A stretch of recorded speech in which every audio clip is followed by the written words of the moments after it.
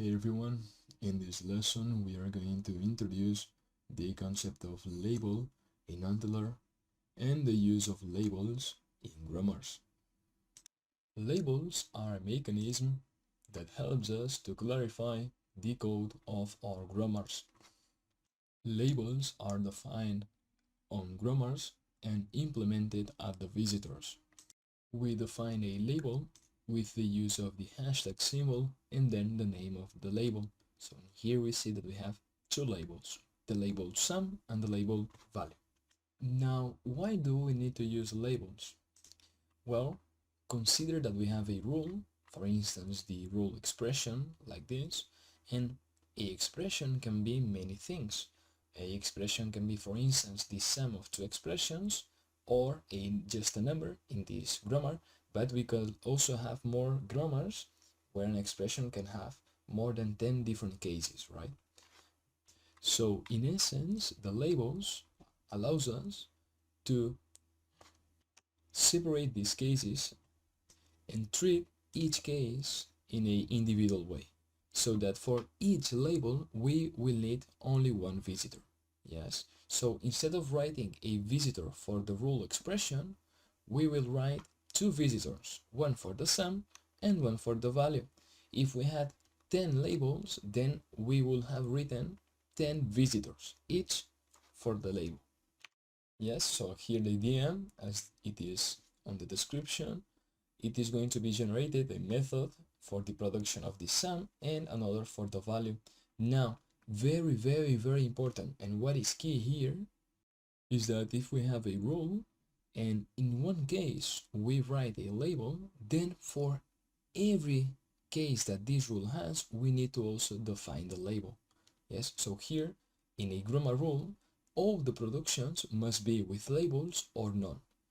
So we can decide whether we use labels or we don't. If we do not use, it's okay. We just represent the cases of the expression, right?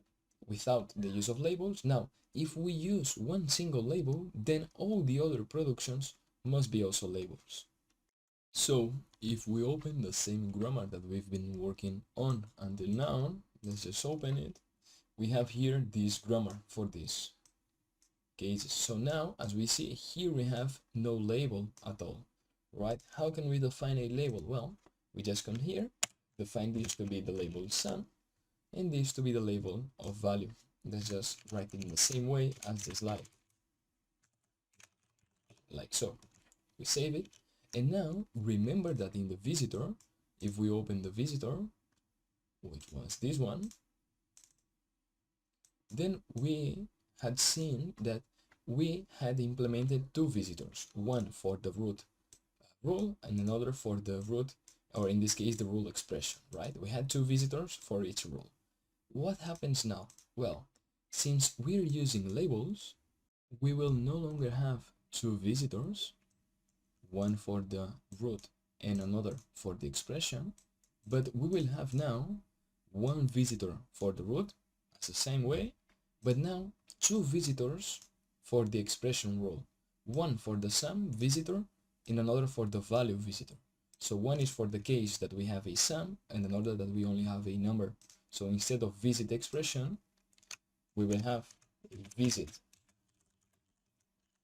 sum and then another visit value, right? Each for the labels. And this is what we're going to do in the next lesson. Okay, we will redefine the grammar, the visitor, and we will solve a problem with labels. Remember the note shown. If we have a rule with a label, then all the productions of this rule must be also with labels. So if we ask the student if this is right, okay, we have expression, then the label sum, and then this case where we have only a number without the label. If we ask the student if this is right, the student must say this is not right, because we have here a rule that has two productions, one of them has a label and the other does not. So this is not right. Either we remove all the labels or we add labels for each case, like so. In the next lesson, we will solve a problem from zero with labels.